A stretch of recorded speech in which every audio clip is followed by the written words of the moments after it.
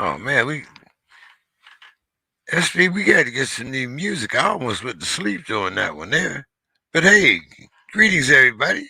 It's once again Tuesday evening, and welcome to the Dog Pound. The dog will be in shortly. Hopefully, I'm not sure what the weather is like up there in Detroit.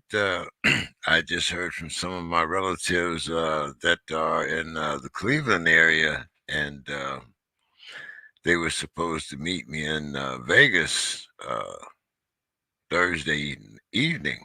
And as of now, a lot of flights out of Cleveland Airport. What's up, El Toro? Always glad to see you, my man. I know it's late out there in Italy, so very dedicated fan there. Thank you so much, El Toro, for tuning in. As I was saying, I know the weather back east is pretty rough. The Cleveland has canceled flights already going to Vegas, especially the connecting flights. So you people back east, be safe and stay off the highways unless you absolutely have to be there. And excuse me. Um, as I said, it's uh, yeah. There's a link there. Hit the link. Join me, and we can have a couple conversations before our guests come in. My first guest tonight would be Mr. Antonio Todd Jr. Any of you that watched the PBC card, the last PBC card, saw his upset of Hugh Saturno, the number 10 ranked was the was it lightweight in the world. Um, and also we'll be having Freeway, Ricky Ross, and Mr. Rick Glaser. Uh, so come on, join me. Let's talk about Canelo. Talk about uh, the retirement of Sean Porter. Anything you guys would really like to talk about? Couple things that caught my eye on Ring Magazine as I was looking today. It's been 40 years since the Wilfred Benito versus Roberto Duran fight, and uh, we know that that fight made history. A lot of you were just young kids when this fight happened, but you know. Uh, this Friday, I'll be in Las Vegas, hopefully at the Keith Thurman fight. It'll be the day after my 75th birthday. That was wood, not my head. And hey, the next time I talk to you here on the Dog Pound, I'll be celebrating 3/4 of a century here on this planet. Hmm. Sounds really old when you say that, doesn't it? um, we had just talked last week to excuse me,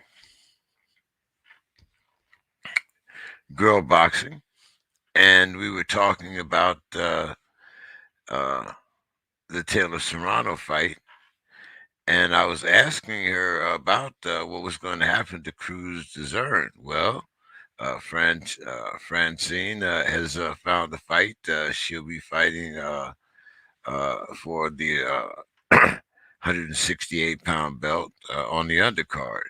So, congratulations to her being able to get active and getting her name back up there in lights.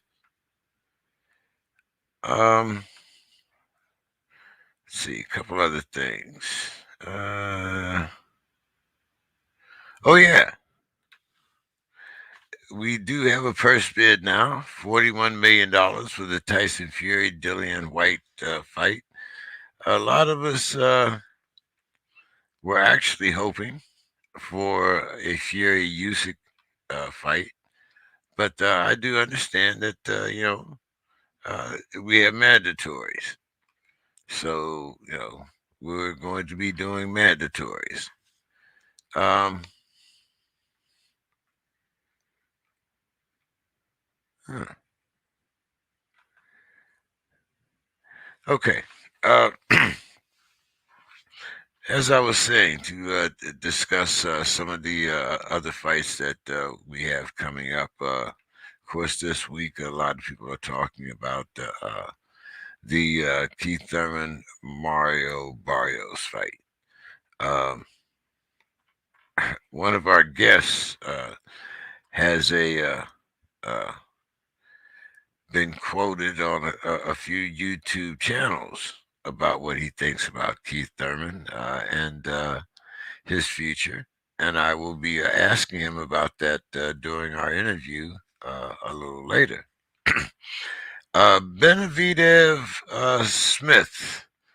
They're saying that there's in talks to unify the belts. I'm looking forward to hearing about that. I'm sure Mr. Scully, the Iceman, will give us more details about that as things play out. What do you think about that matchup? Uh, uh, excuse me, Beterbiev against Smith. And as a lot of people know that have watched this show time and time again, I have talked about Benavidez's power and how I thought that even at this advanced age, this is one of those fighters that Canelo will avoid uh, at this particular weight class. Um, Joe Jr., Smith Jr.,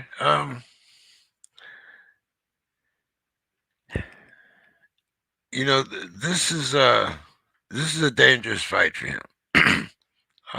Benavidez hits very hard, and this is one of those fights where I'm not sure uh, Joe might have the skills, um,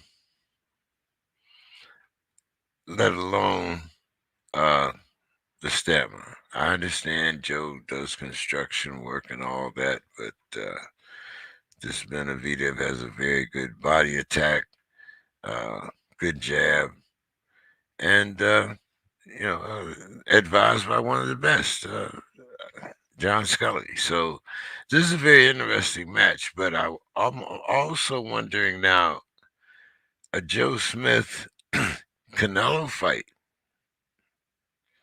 could also uh, be in the works,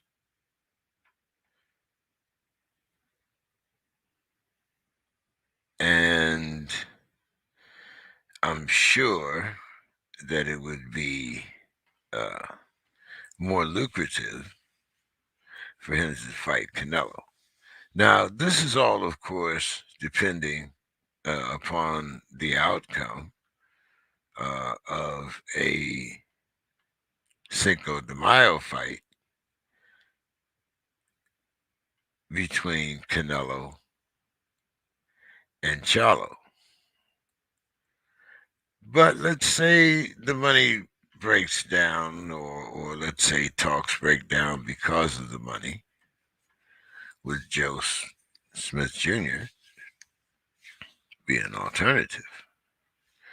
Just something to think about to put back in our hats here. Um,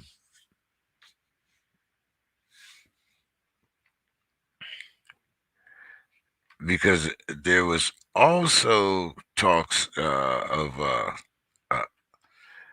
a Bevo fight.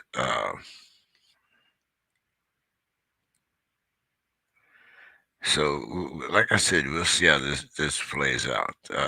Top Rank has said that there's going to be that they're looking to bring Telefimo back in the spring.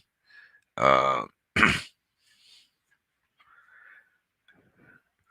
spring, April, May. Uh, but we'll see. Um,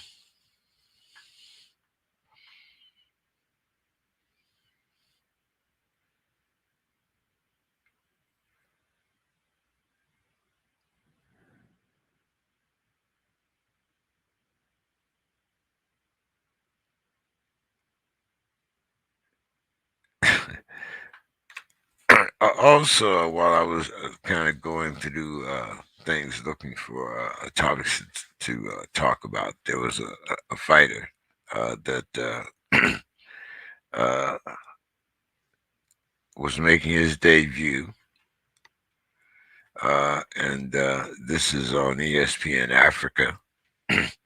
The fighter was making his boxing debut, and his pro debut lasted all of 21 seconds. So, uh, you know, maybe he might want to try something different. As excuse me, as K9 always says, there's a lot of things you can play, but you can't play boxing. There are some similarities between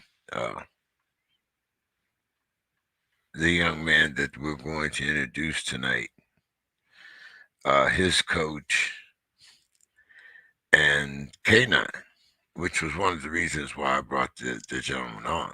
Um,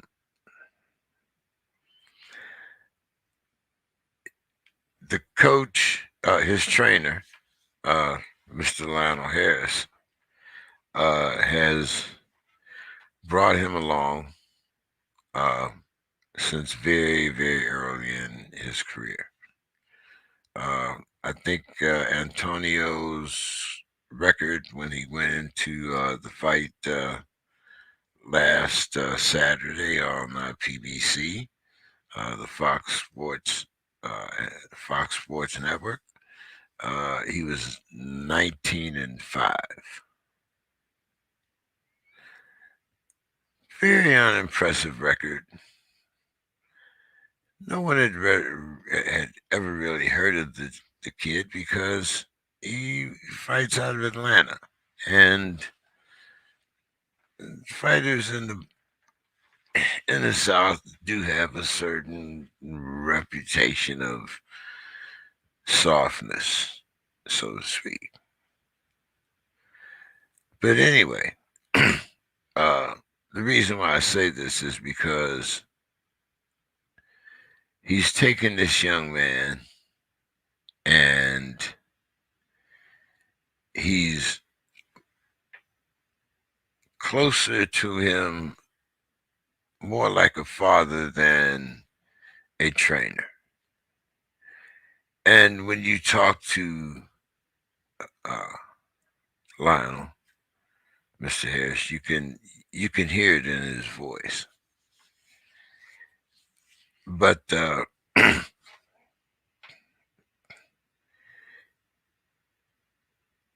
way that he's mentored this young man, not just inside the ring, but to make sure that he's a well-rounded young man outside of the ring. Um, Young man as a father, we'll talk about those things. I believe he's 27 years old, so while still relatively young, he's still not a household name. Uh, Hopefully, uh, Hugh was ranked number 10, I believe. Let me just look this up right quick. Um,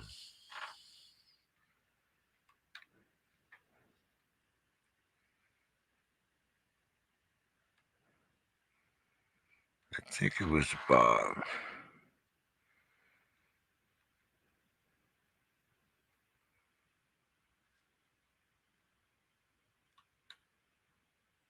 Yeah. Um, Excuse me. I was kind of way off here. They're middleweights, and this fight was just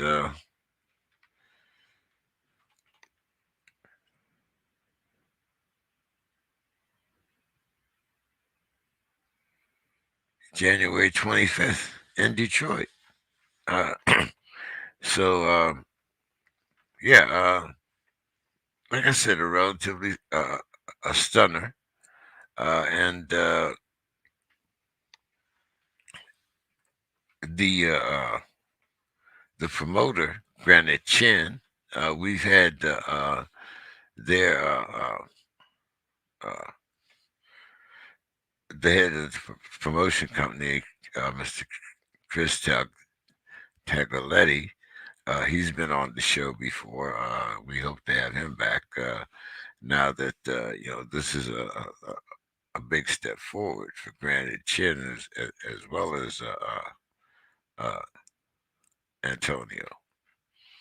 So we'll talk a lot about the relationship between the fighter and the trainer. Uh, the trainer, he has a story all of his own, and we're definitely going to be getting into that uh, very shortly. Uh, let's see. Okay. Doesn't look like they're in the show yet. Oh, what's up, Coach? How Hey, you? James, how you doing, Mr. King? I'm doing fine. Had a very good conversation with you this afternoon. How's everything?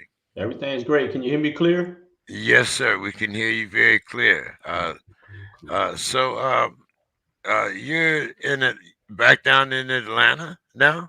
Yes, sir. How's the weather down there? I've been hearing, the It's horror a little bit. stories back east. It's a little nippy right now. It's cold. Like I'm from Louisiana, so I like it. I prefer the heat, you know. But it's a little cold, man. I got the big coat out. I don't like having the big coat out.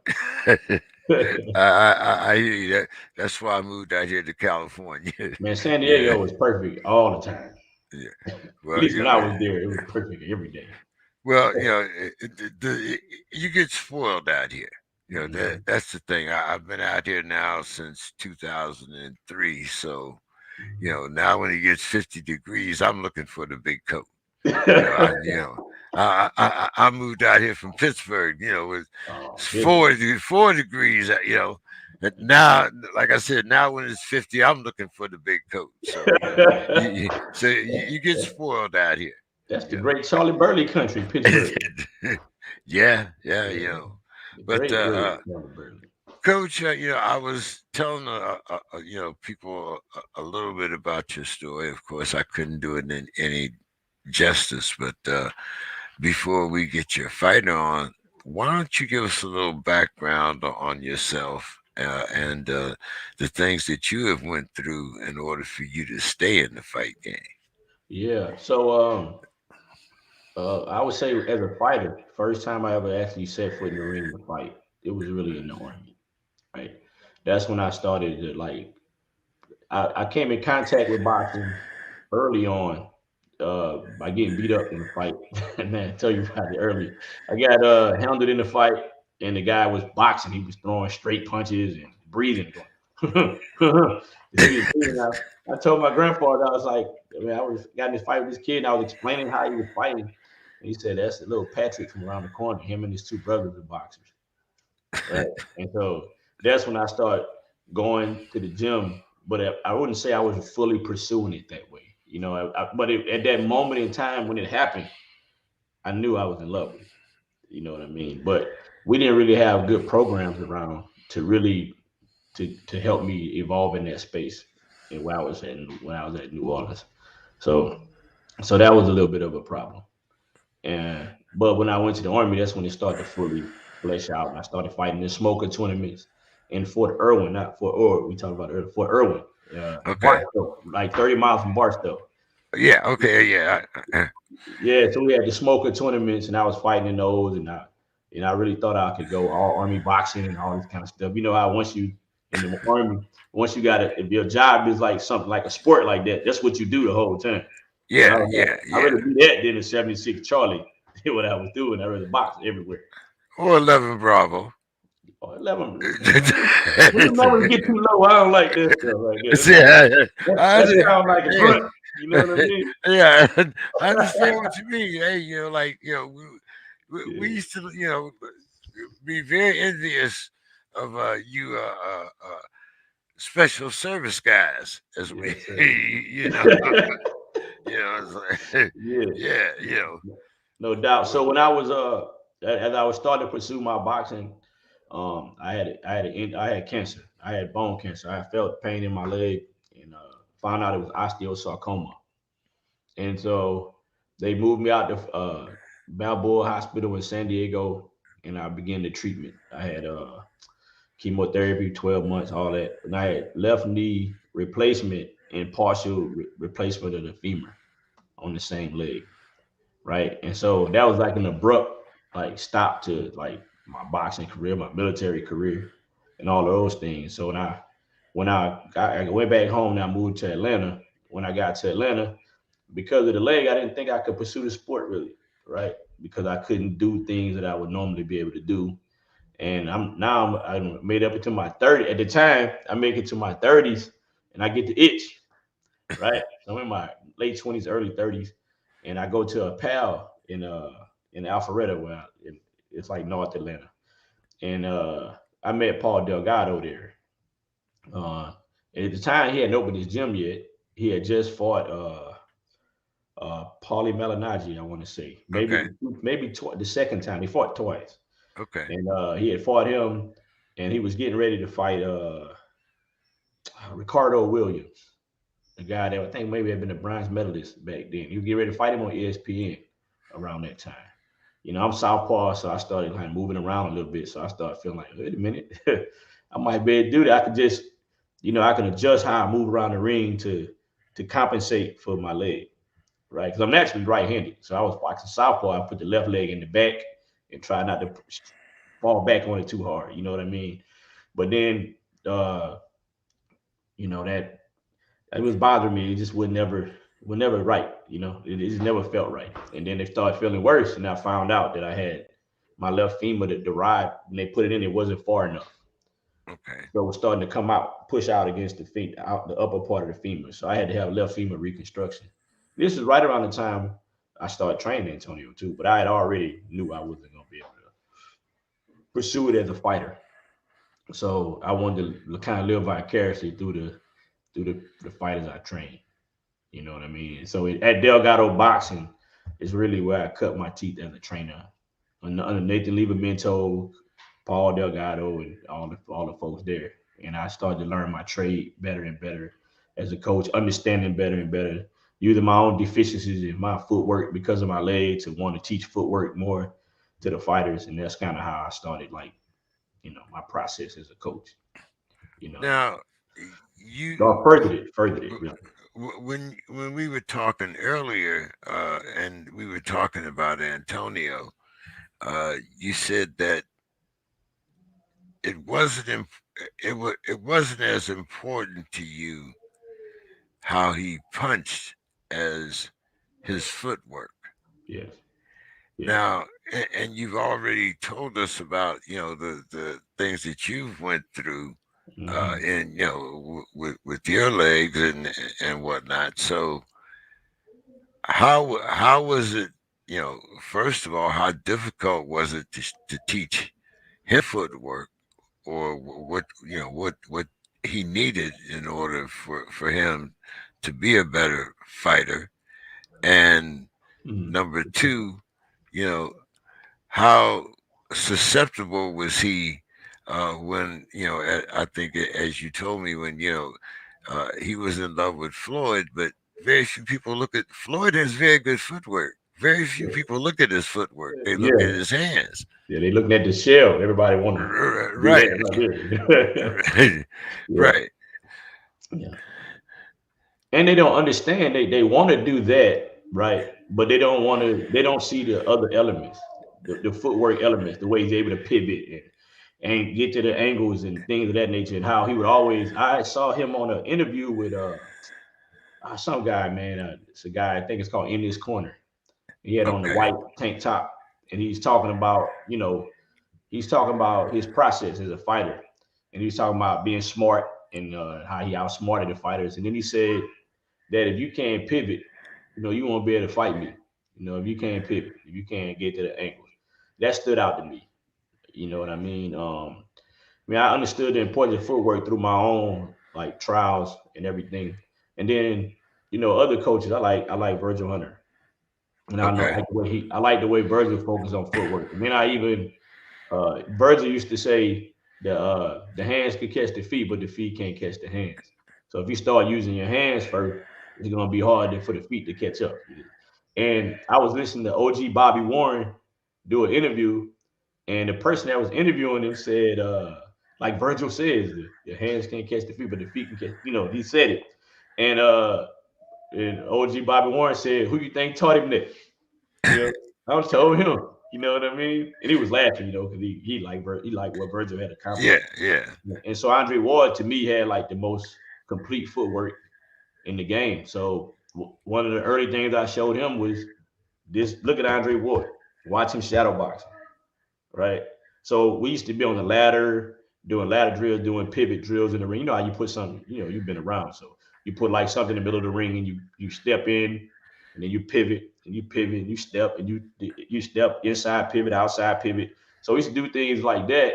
But then I wanted him to see somebody like Andre, because Andre footwork is more demonstrative. You know what I'm saying? Because he got the low Okay. hand and he got the cross your heart. So he's and his hand is here and it's out. So you got to be more mindful with your feet than if you like right here. You might have catch the first shot or whatever. So Andre, the slip slide style, the Texas slip slide style that came out of Galveston that they talk about. So I wanted him to incorporate and be consistent with his feet before we started focusing on his hands. We had to be consistent with his feet. And then his hands and feet had to be married together, starting with the feet. If the feet wasn't in conjunction with the hands, you'll hear me screaming during the fight, stay behind your feet. Stay behind your feet. And that's always to just be balanced. Because when you balance, you can go in any direction. You can move in and out, slip and slide, side to side, right? And you can control a lot of things. And then if your jab is tied to the footwork, you can win a fight with just those two elements. You know what I mean? So I always wanted him to have those elements. I try to do this with other fighters, but he took it to heart more than anybody else. He's the best student ever, man. For real. Like he's a gym rat. He a film junkie. When I first told him he was got to shadow box 30 minutes every day, he didn't think he's like, what? Why? Because of course as a young fighter, it feels weird when you shadow boxing anyway. Like until you become more comfortable to get the muscle memory and all that. But my whole thing was 30 minutes every day. If you do it 30 minutes every day, the muscle memory and the balance and that whole kind of spiritual vibe that you're gonna get from it, you'll never forget it, right? You'll be thankful that you did this, shadow box 30 minutes every day. Rain, see the snow. You know what I mean? There he is. There What is Yeah. going on? you go. Okay. What is going? Well, Yes, now sir. a couple of things, real quick, congratulations, of course, to both of you for that win on PBC. So now, uh, first of all, how did the two of you meet and get together? I'll let you tell Destiny, you. man. Uh, It was destiny, man. Destiny brought us together, man. Because we was on, well, really was on the same track in life, but we was on two different tracks, if you know what I mean. But we was meeting up at that point, and then it just happened because I was actually doing my first year of college, and I think it was coming um from having the surgery, and I just always wanted to box, and I looked up gyms. And then we met at the gym. I looked up gyms when I was in school. So I was in school on football scholarship. But then I just always wanted to box. I went to school just to make my parents happy, because I thought that'd make them happy, but I wasn't ever happy with school. I ain't never wanted to do that. So I always wanted to fight. And then once I got like kind of control of my life, like so to speak, I ventured out into the make my own lane, create my own path, make myself happy, and then I landed in the air. Okay, now were you primo before you met Coach L or after you met Coach L? Nah, I transferred. I transformed. I transformed into primo once I met L. Because I kind of heard some horror stories. I mean, you come to the gym and you ain't got no trainer, you ain't got nobody to wrap your hands. I mean, Yeah, you know, yeah. you just walk. Hey, let's fight. Just right out the street, man. Street mentality, man. I ain't know nothing about the game. I didn't even know. I just like when I used to watch boxing, I just used to think it was just two guys in there fighting. I didn't understand that it was a science to it. None of that. I ain't understand feet play. I wasn't looking at it like that. I was looking at it like, man, these two guys, they in there fighting. Like I didn't know no training. I knew training come behind it, but I didn't know like how intense the training had to be to get ready for a fight. And it so opened my eyes. that's the PG version of how he described it. He didn't say it exactly. Two dudes fighting. He uses different different way of describing it, but that's the gist of it. I understand now. Now, Coach, you Mhm. in here, you see this guy walking around looking like he's lost, and and you say, well, young man, what are you doing here? And what does he say to you? Oh, so I asked him. I said, uh, "Who gonna wrap your hands?" He said, "I don't know." And I say, "Well, who gonna work your corner?" He says, "I don't know." I'm like, "What do you know?" He's like, "I don't know." But he knew he wanted to fight because he registered his own self, scheduled his own thing and everything, and then just showed up. Yeah, But he didn't know like the process. Right. And so that's how I I ended up understand. like, because I held Mitch for him like maybe one time in the gym. And Yeah, I always tell him he had the dreads, they were like dyed a different color. I can't remember what yeah. color it was. They were blind. And I was like, I saw him in the gym. I was like, dude, look athletic, look long, like, and I'm like, that dude ain't, man, I ain't paying no attention to him, right? But when he hit the miss, I was like, damn, he hit kind of hard, he kind of strong. You know what I mean? And I even told Paul, I said, that kid kind of strong, but we didn't not go too far beyond that until Yeah, that day we was at a show. It was like a club show, and that's when I wrapped his hands and worked his corner for that fight. He had the it had to long happen, dreads, man. man. He couldn't get him under the headgear. It's destiny, man. Destiny, man. Yeah, it's funny. That's just So, how you describe that. Like all that tie together like that. Yeah. so, so here he is, don't know how to wrap his hands, going already then, got about, but he can't get his hair in the headgear. Yep, because he got to have the cover. Then he got to have the Right. headgear on top of the cover. We never had it covered. But his opponent was in the same boat.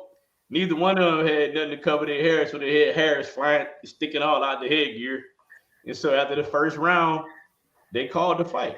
And I won the fight. they said whoever had to do it won the first round, won the fight.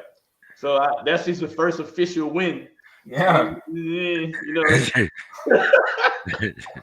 first organized fight ever, man. I won. I won. yeah, I knew I was gonna do swinging over the something nice. top. You know, they was going at it in However there. you gotta get it. They was going in However there. you gotta get it, man. Get the victory. Get the I'm guessing victory. that young man, he was in the ring where probably they would call it boxing again. And So, he kept on, he kept on. And I think I told you earlier, he come to the gym. I told him to get his hair under control. The next day, he come to the gym, his haircut. Well, the Monday he comes to the gym, he cut his hair off, low haircut. I was like, damn, this dude's serious. I even told my wife, and every time something like that happened, I always confided in my wife, and I was like, this dude kind of serious, man. He cut his hair. Like I had dreads, so I'm like, that's a big deal because Yeah. I wouldn't be cutting my damn hair. You know what I mean?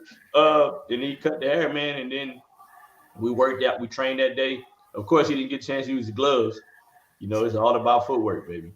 Yeah. On the ladder, on the footwork drill, no punching. so, You know Yeah. what I mean? so, how did you feel, Primo, when Coach told you, you got to get your footwork together? You can forget about them gloves for a minute. I just knew that whatever he was teaching that it had to be like important because he just knew the game. He knew the game. He taught me the game. I was able to see it differently. He started. So whatever he said, I was on board. Like he could tell me I had to just hop on my left leg all day while we trained. I would did it just because like whatever I thought whatever he said was like law. So that's how I look at him. That's why I call him Sensei Lion.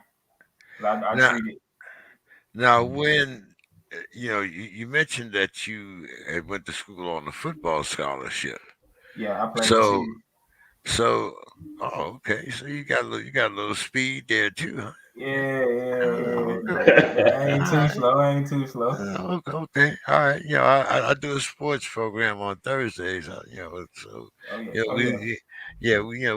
we talk about the little bit of NCAA and whatnot. Yeah. And as you can see back here, Yeah. I but see. then, I see. Yeah, but I'm a yeah. Miami fan. I I'm should a have got my Miami fan. Saints flag ready. You know, I didn't know we were showing off. You know I what I see you mean? ready. I see you ready. uh, but so were you able, the coach was telling me about how you like to study film. Was that part of your football training? Yeah, Or I think it come from that. I think it definitely come from being in with the football coaches and watching film on the other teams like before the games and that just came just play hand in hand. I was like, okay, well the eye in the sky never lie. They always tell us. there So you go, there you so go, there you I always watch film go. Okay, yeah, on other fighters like the greats and just study what they do. yeah, this coming from an old time cornerback when we was allowed to really hit y'all. Yeah. Yeah. Hey, I was at the. I played high school football in I'm from the old school. There you go. Hey, I'm a '94 baby, man. I ain't no We 2000 had baby, this man. conversation Hey, every day. This dude is we, not from the old school. I'm from the old school, man. I caught that era, man. You know what I'm saying? Now uh, we got to talk about this PBC fight because um, it was a shocker. And I'm going to admit now, it's Saturday evening. I'm sitting here, and there's a football game on, man. The week you played, we had playoff games on Saturday and Sunday. Yeah, You know, so I'm sitting here and I'm looking at the fight card and I'm looking at the football card. And I'm like, okay, well, I'm gonna watch a little football, but before yeah, halftime, I'm gonna tune yeah, in to this PBC card. yeah, And I look and I see this 19-5 against Centeno that's ranked number 10. So I'm saying, yeah, well, this ain't gonna last too long. Either this guy gonna give out, and because usually, and you can say what you. I mean, okay, Yeah, this is a boxing show. PBC, their opponents are handpicked. Okay, yeah, you know, you're on the B side for a reason. for sure. Okay, so now you had just fought. What was it? December the 11th. Yeah, yeah. Yeah, yeah. Okay. So, Coach, what did you guys see that said, "Oh, okay, we're gonna take this fight anyway"? Mhm. Well, first of all, I my told kid, you earlier, I'm from the old school. We right, cut from that old uh, school cloth. That's Prim- Primo is actually a special young fighter. Like he's not food. You understand? He's not food for nobody, right? And we don't. I'll even say this: if we go to training camp somewhere, we don't want to be part of like five dudes, like you like some kind of god in there. yeah, If you want to do 30 rounds, he'll do 30 with your ass. I don't like that whole mentality, right? So, yeah, so he's not nobody food, right? So we looked at Centeno as our food the yeah, whole time. No capping. We yeah, really looked at it like, man, this dude, we finna go get this. Like, I yeah, don't know, they confused. They got us confused. yeah, They thinking we something else. Like, yeah. they thinking we the guy he just fought. Definitely. The dude that looked like a plumber that's not serious about boxing. Like he just Well, got off work. He just you went in from there and did Atlanta, man. Come on it. now. Yeah. Exactly. And we You recognize know, that. We recognize that they think because people out here in the South, like Yeah, boxing only happened in the Midwest, the West yeah, Coast, and the Northeast. We yeah, we we recognize that. yeah. You know? We I'm well aware of them thinking, we don't have the talent down south. Is what I'm saying. We're a special team. We had to our record is deceiving. We had to go through trials and tribulations to get to this point, but I'm thankful for every one of them. It made me a better fighter. I'm ready for all the top guys. I know I caught them off guard, but we was ready the whole time. That's right. and the five guys, the five fights that you lost, I mean, it wasn't like you lost them to guys that all of a sudden now are out of boxing or nobody knows who they are. Yeah, You fought these guys early in your career. early, Uh, not knowing anything about the business. so, Coach, you get the call from some of these dogs early on, and I'm not talking about Centennial. I'm talking about You gotta call Gallimore. Gallimore. Gallimore, Hmm. and you have a young fighter, Hmm. but it's a great experience. Is that the way you looked at it? Actually, I looked at it like we better than him. Okay, Yeah, We better than him. okay, All he does is throw left hooks. How the hell you okay. gonna beat Primo if you just throw left hooks? You're gonna have to be better than that. and we You're actually gonna have to, won that fight. and we won the fight, bro. But anyway, Yeah, we thought when all right, the Gallimore fight actually came twice. yeah, First, we got the call, and Shakur Stevenson was having his first fight in Newark, back home Right. fight, and they asked will we fight him on that card, 6 rounds. This is what they asked for, and I told them we'd take the fight, but it needed to be 8. That was the original, and then Top Rank said that they didn't have a. They told us that Top Rank didn't have an 8 round slot for the fight, right? So we said, all right, then we ain't fight no 6 rounders in that kind of situation because we like to get rounds. You know what I mean? He'll work hard. He like to get the rhythm of the fight. Like don't like them little short fights. So there's some other stuff happened behind the scenes. I'm guessing uh, some crooked stuff, but we end up getting the call that Gallimore was willing to fight us in Atlanta on a like Jamaican Independence Day, and it would be 8 rounds. And so we jumped on it with both feet. We jumped on it with both feet. We didn't look back, and we knew they was gonna be underestimating us because he still had under 10 fights. We knew had that 7 fights. we had 7, so we knew he was gonna be arrogant. We thought he was gonna be more arrogant, the energy wise, but he wasn't like that. He came, but he was feeling like he was gonna win the fight. He felt good about it, you know. well, you don't know nothing about us. So he came in there with that kind of same energy that Centeno came in the fight with. But we disabused him of that pretty fast. Within 3 rounds, they in their panic mode now. They like, oh shit, we in a bad spot now. This ain't what we thought it was. You know what I mean? And I felt like we really dominated the fight. But Primo being a young fighter, and we just being young, in this whole pro game, you held back a little bit. You didn't, you dominating it with the defense. You shut him down, but you don't want to be too aggressive and running those shots. So we were being more careful, but we still dominated the fight. And and Gallimore and them found out the hard way. They got the, I think what makes us different is like we take the losses as lessons, not losses. We won't take it as a loss. We take it as a lesson, and we go back and get better off each and every one of them. I never let no loss, not even from the amateurs, like get me down. I just go back and we go even harder off of it. K9, what's going on? K9, what's up? You doing, man? All right. So now let's talk about what happened before the Centeno fight, because this fight actually took place in Detroit. Yeah.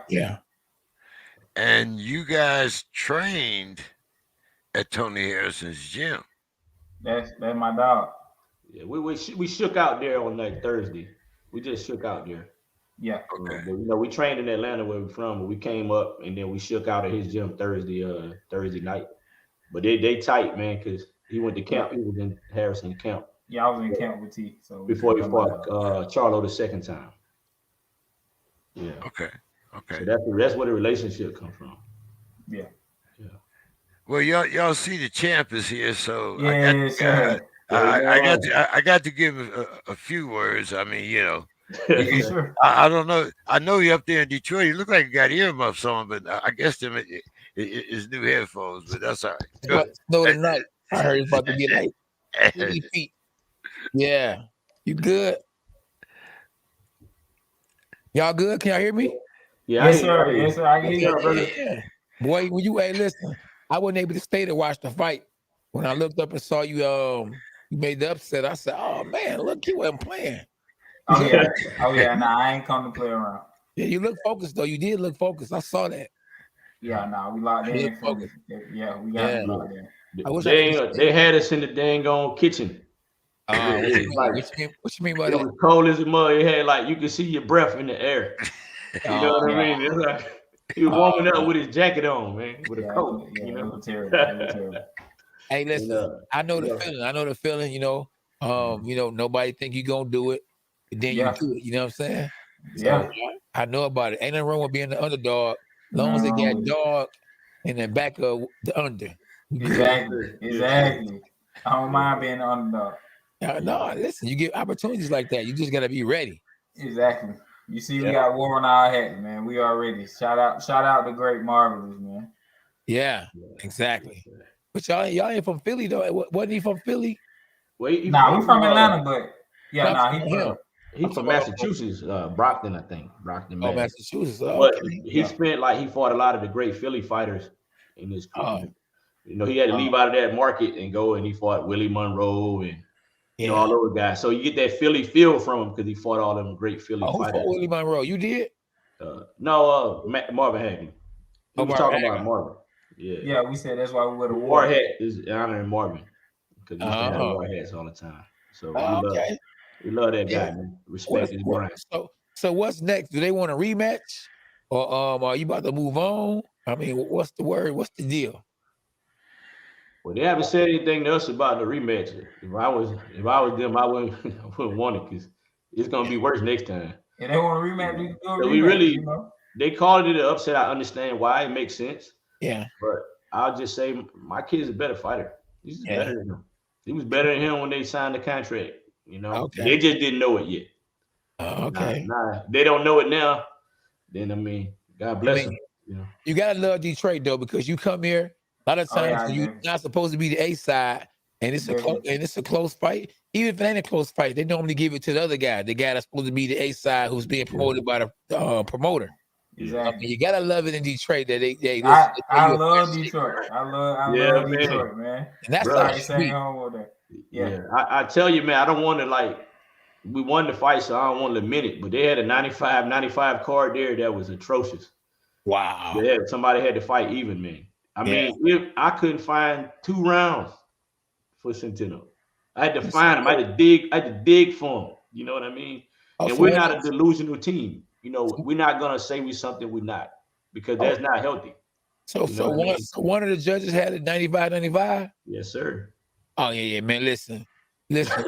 Anywhere. Listen, when I fought E.J. Smith, I clearly want to fight because I'm a champ. It's a close fight. I'm from Detroit. I'm the champ. Man, they gave that fight to Floyd fighter because Floyd was there. They let Floyd act the fool. It was crazy.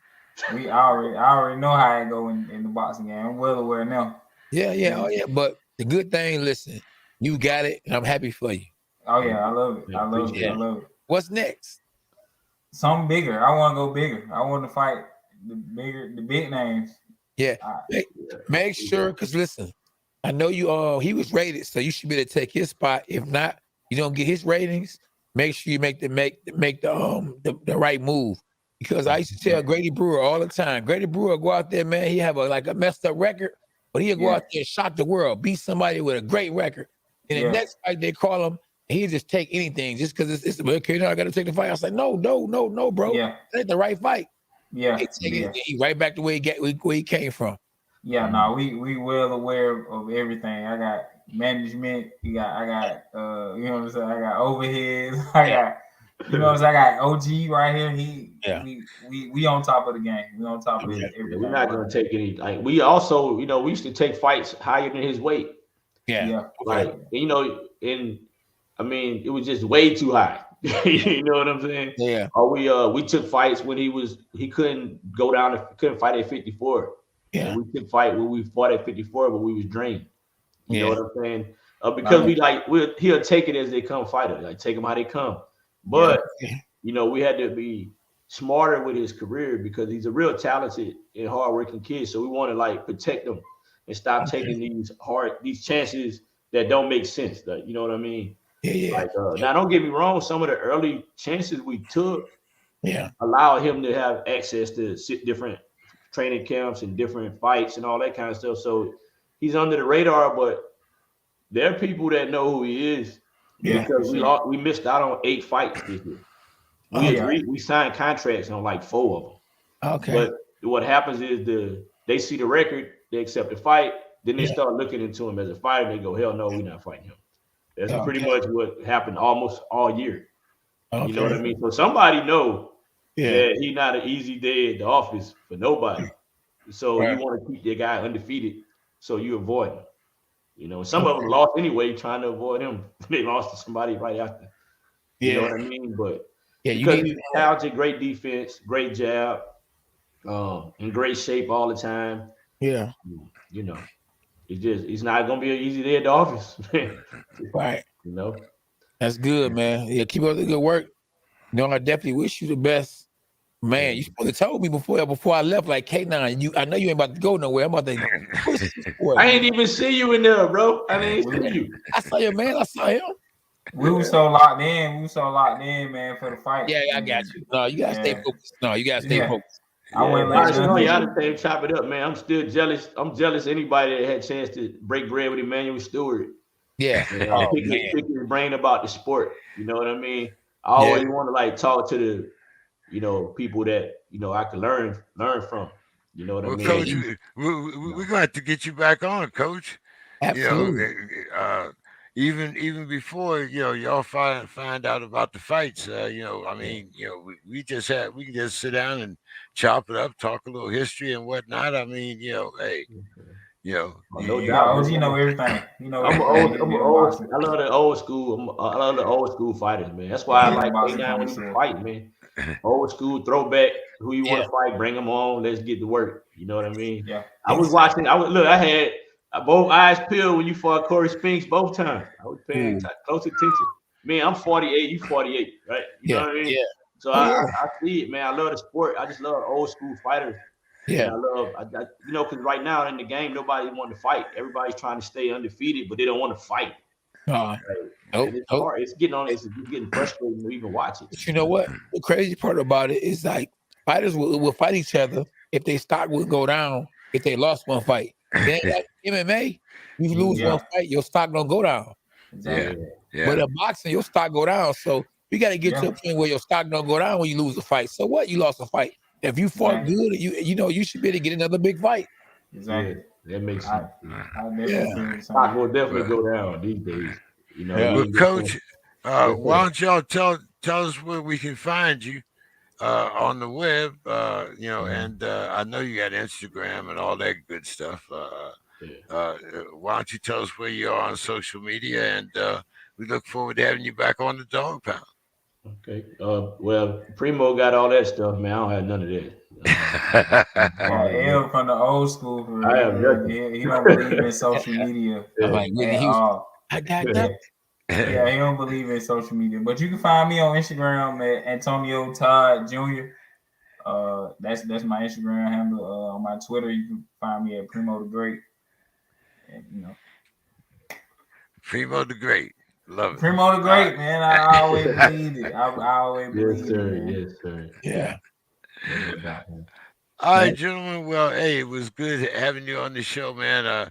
Next time we'll get K9 in a little bit earlier, and we'll chop it up some more.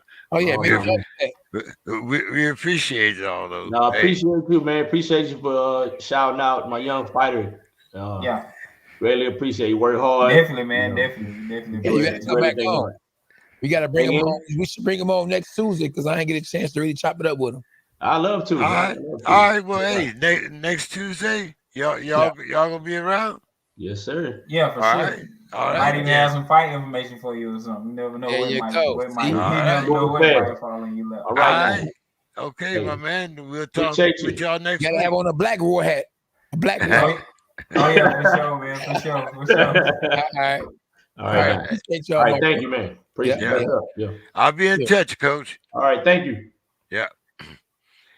Oh man, K9. We have our next two guests on. Mr. Rick Glaser, I believe, is already in the queue, and Freeway Rick is. Oh, there's Rick. There you go. I think I know both these guys. You think so? Yeah, they look familiar. Wait, how do you know which is which? Yeah. Easy. Well, let's see. We got names down there underneath both of them. See, there you go. Rick and Rick. Real Rick. Oh, hold on. Which one is the real Rick? Because there's like 3 Ricks out here.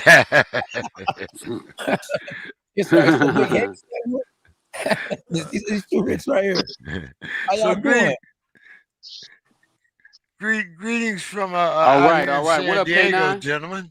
What up, though, my guy? You good? I'm good. I'm good.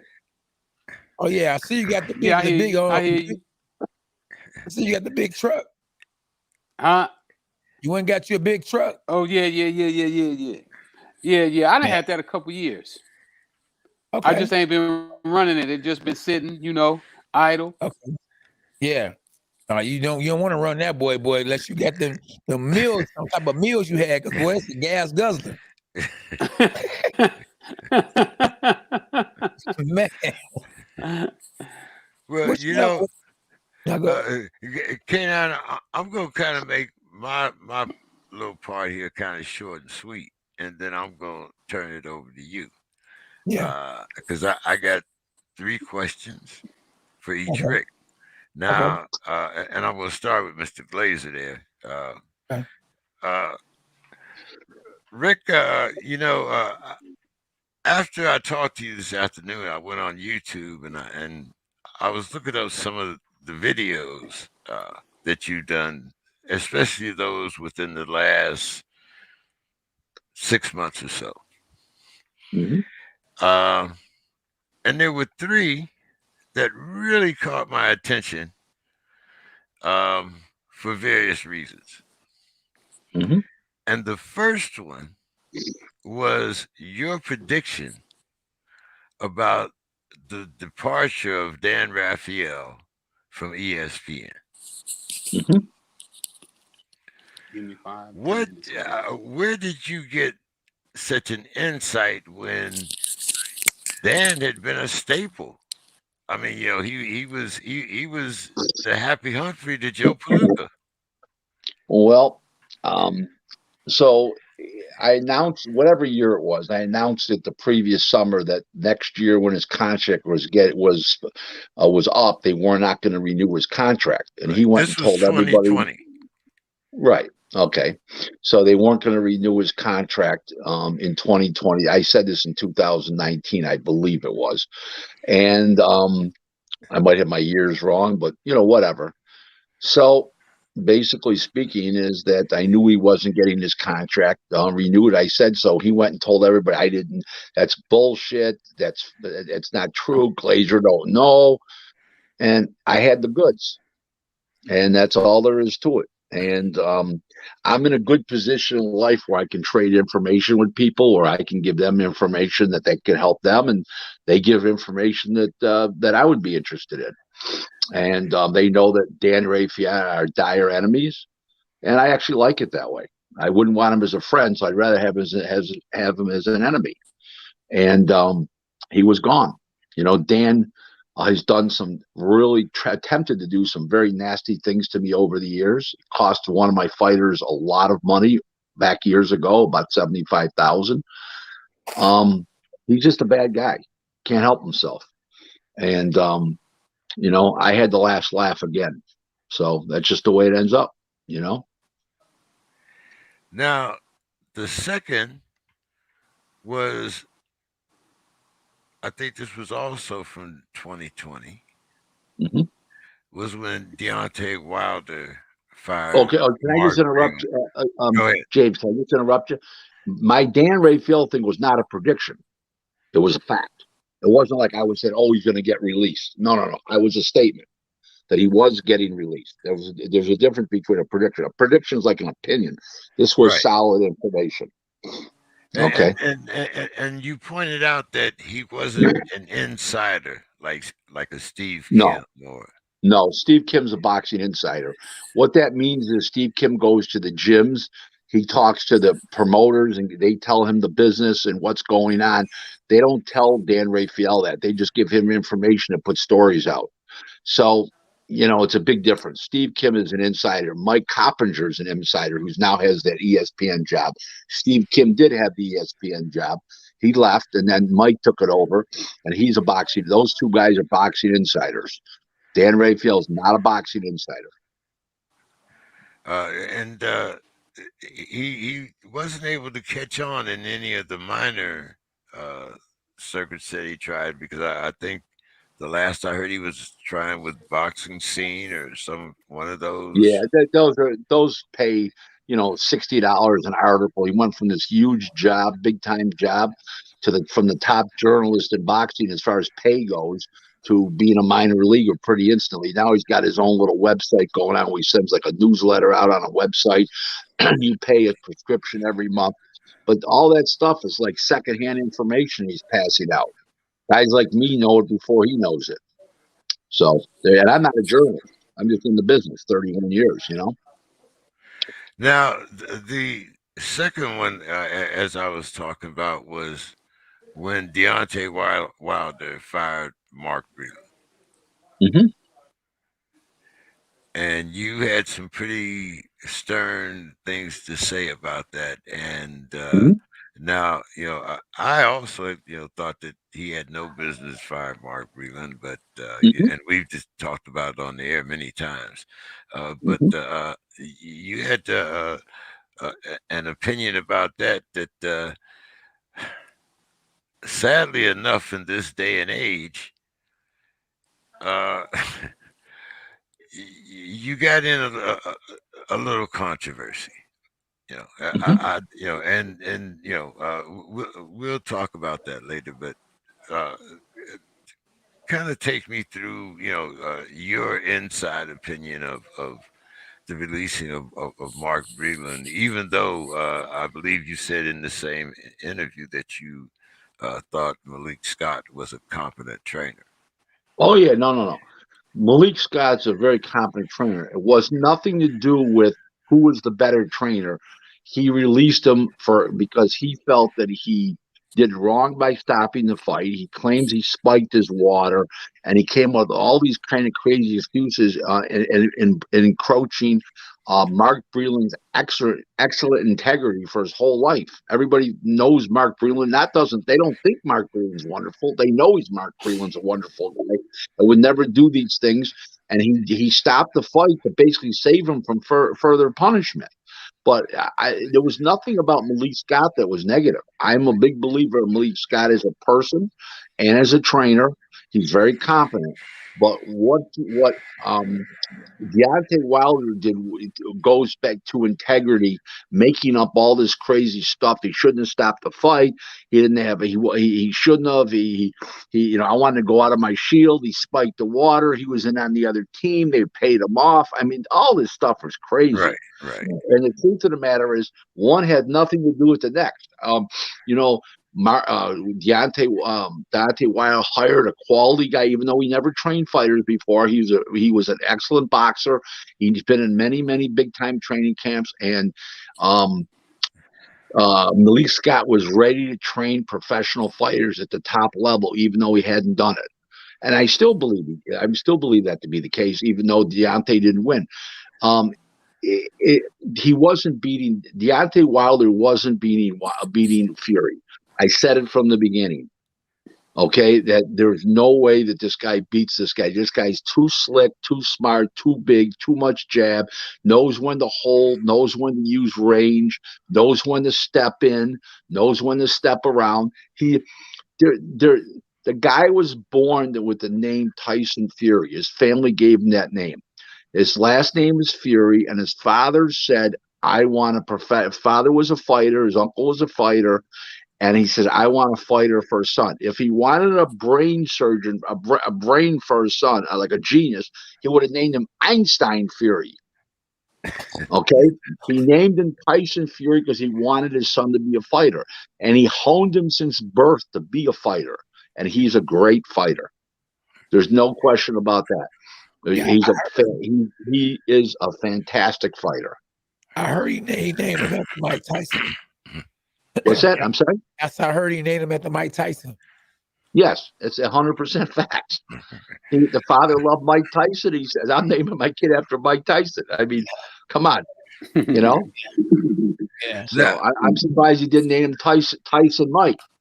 But in the Tyson Mike theory. But the point is that it's a different league. One guy's solely a puncher, and one guy's an ultra brilliant craftsman in there. I think that K9 was an excellent fighter himself, was a world champion, and he will tell you that what he sees in Fury are things you can't teach anybody. They're uncanny instincts. Would you agree with that?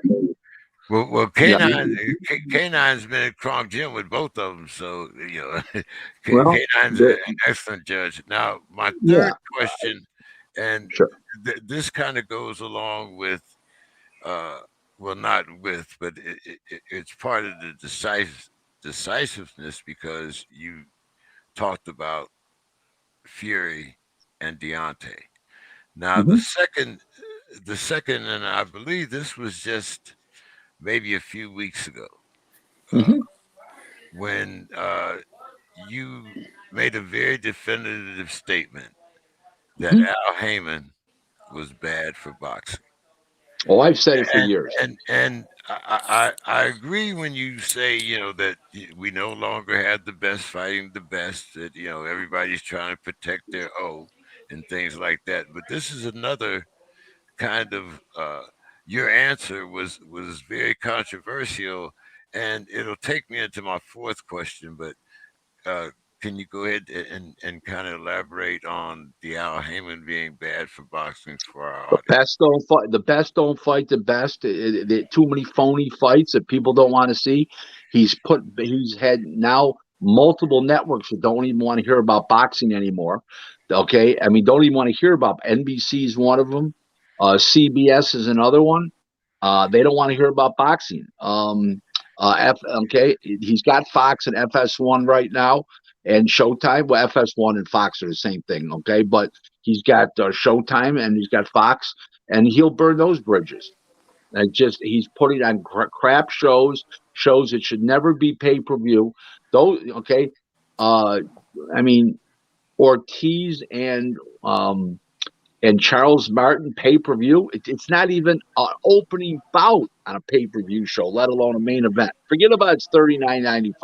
That doesn't count. The fact that it's pay-per-view, that should have been that's barely free television on Fox. And they put it on pay-per-view. They should be embarrassed. That's why they got no buys. Okay. The fighters don't fight often enough. They don't hone their skills. They blow up in between fights, huge weight, and huge weight because they're not fighting often enough. They don't hone their skills. Okay, there's got a lot of Al Heyman's got 250 fighters under contract, and the only ones that are screaming out, yelling, "Thank you, Al Heyman," are the ones that you see making millions on TV or hundreds of thousands. What about all the starving guys that aren't making any money? Okay, and that's what it's about. And then he doesn't release them out of their contracts. It's not a good look. He's got clauses in his contract that say you're not allowed to badmouth the networks. Al Heyman Enterprises, Al Heyman Development, TGB, TBG or TGB, which is the promotional arm that he uses, Tom Brown. That you're not allowed to badmouth the casinos. You can't badmouth this. So everybody's quiet and numb. Okay, it's just ugly. Okay, it's an ugly look for boxing, and he came in with $550 million in one lump sum announced in November of 2014. Went on the air in March of 2015. Overpaid these guys millions. Went through 500 and $11 million in 2.5 years. Gave back $39 million to save off the lawsuit. And now Wydell Reed, he got lucky, was sold last year. So I don't know what the new people's intent are as far as suing Heyman, but the old people were going to sue him.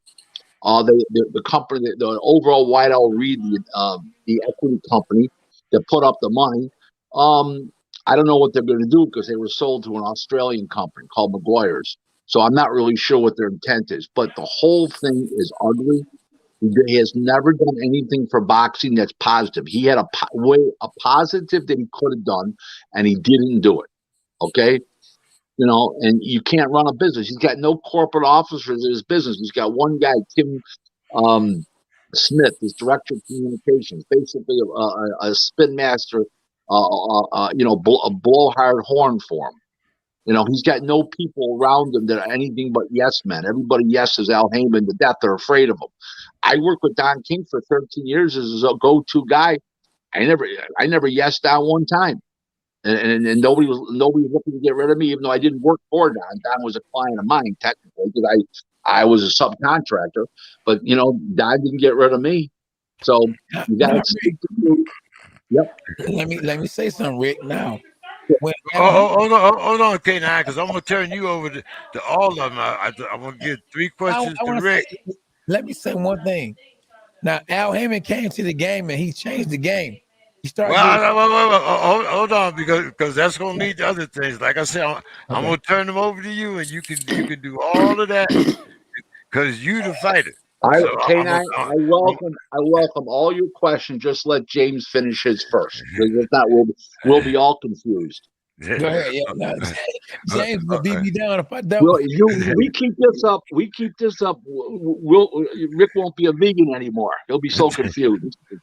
I'm going to read to Rick now, because my first question to you, Rick, is second chance boxing and how you came up with that idea.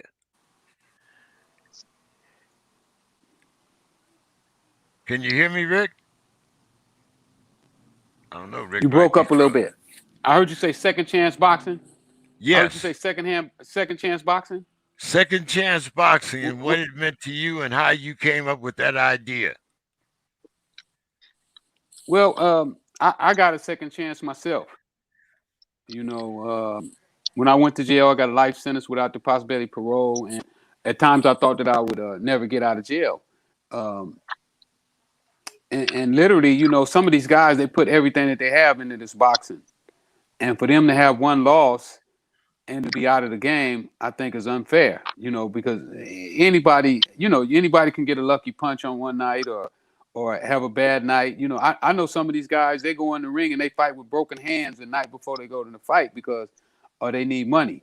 And I'm talking about big fights. I've talked to guys who fought some big fights, and they told me, well, my hand was broke before the fight, but I didn't want to tell nobody. My shoulder was hurt or my back was hurting me, but I still had to go with the fight because I needed the money and I didn't want to upset the man.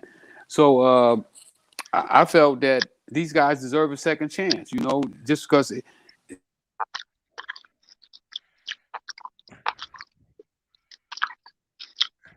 Hey, Rick. I think Rick froze there for a minute. Yeah. Is that I give guys a second chance. Okay, there you go. Man, you have froze up for Can you hear me now? Yeah, we can hear you. Can you hear me now? Yes. Yeah. So I felt that it was my obligation, and it would be a great niche for me to step in and give guys a second chance. You know, the guys who had just one or two losses, you know, and that's why I came up with it. Now, the second thing was you likened your business to the 5-year bamboo tree. And I thought that was an excellent analogy where, you know, every day you have to water that tree. It doesn't matter. You have to water.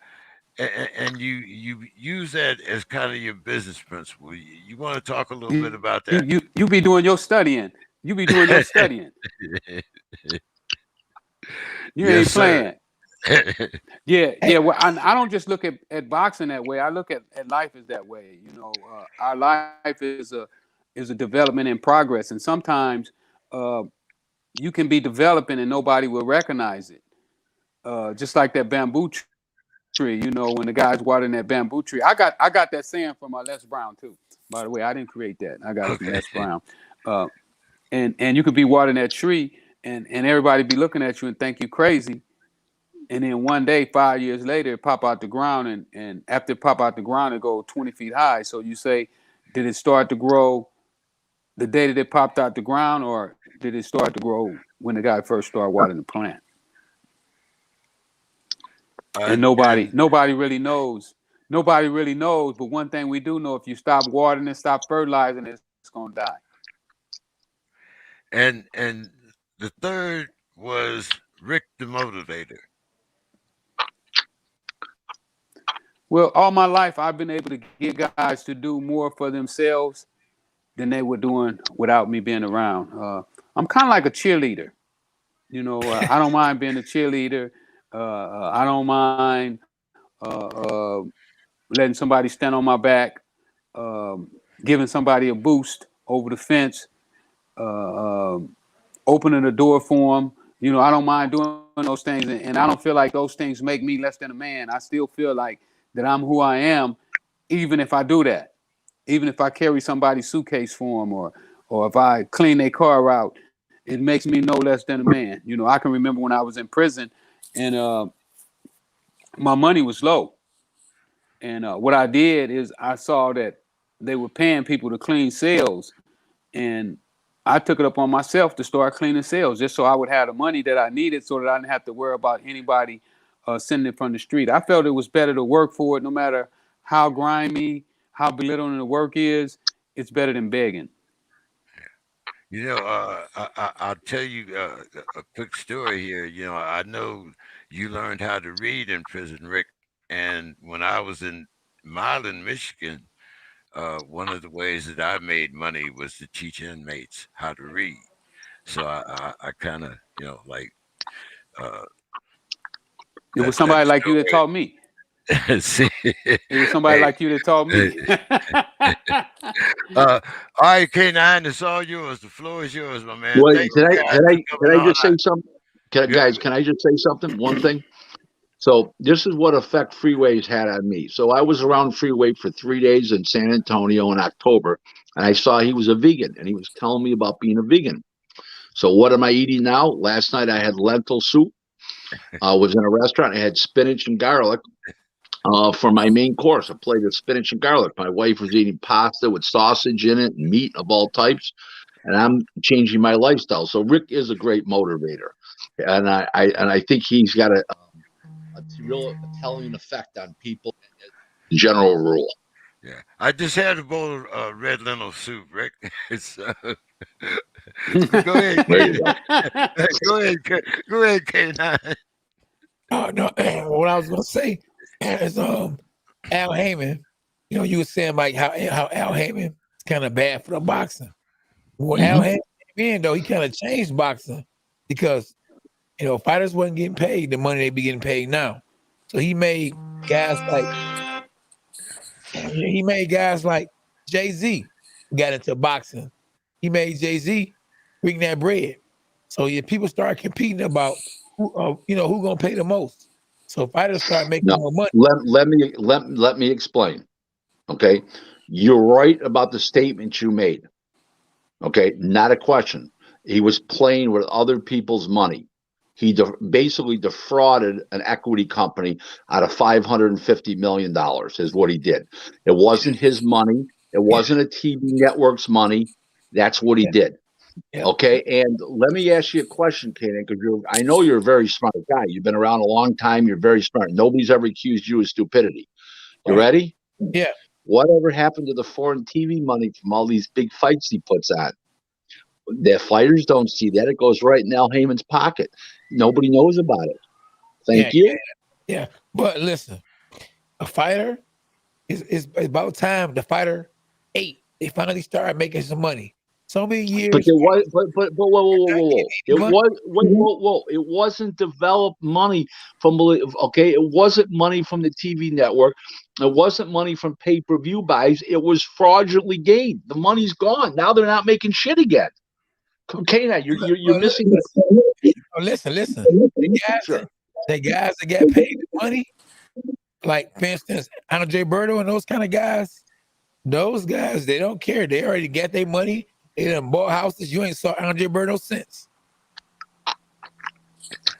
Great. So he defrauded a company to pay the fighters. The money ran out in 30 months. Okay, and it's a new era now. They're not getting the money they were.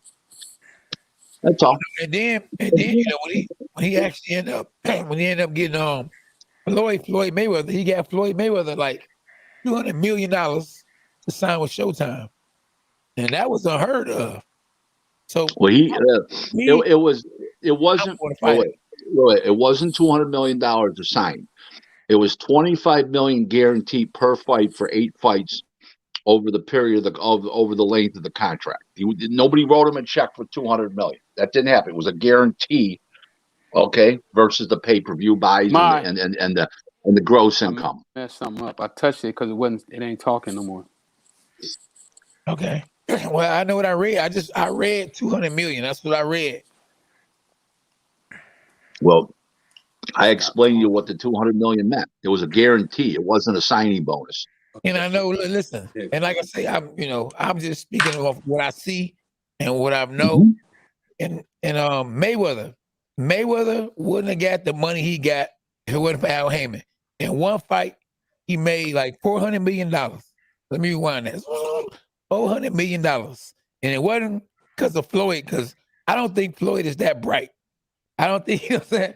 And he did it because of some guy that graduated from what's that college he graduated from? Harvard. The guy was smart. Now, what he did with the hedge funds money, you know, I'm just happy that the fighters finally got a chance to win. Now, I can't agree that a lot of the fighters be sitting on a shelf. And that's not a good thing when you got a whole bunch of fighters. Fighters can't fight often, you know, and that's why you can't really see great performances from fighters we know that's really good, you know. And so you know, it's good, it's some bad. But let's talk about y'all, what Freeway Rick Ross and Rick Glaser is doing. See, because that's what we got y'all on here for, really. I heard y'all got fighters that y'all just recently signed. And what about 8 fighters? 6. 6 Yep. fighters. Okay. Mhm. So y'all about to take Six over? fighters, 6 fighters, and looking for 6 more quality fighters. We're basically looking for guys. Okay, everybody's looking for world champions. Everybody's looking for top contenders and Yeah. stuff like that. Okay, great. So is everybody. Okay, but we're looking, as James touched earlier, we're looking for 2 things. We're looking for daily. We're looking for unearthed prospects that the some of the sharp guys around didn't scoop up, like Top Rank, and some of the top managers didn't scoop up. We found one in Deshaun Champion. He's from Toledo, Ohio. He's 2-0. He already holds a quality win. His second fight was laying on the couch 4 days before a fight.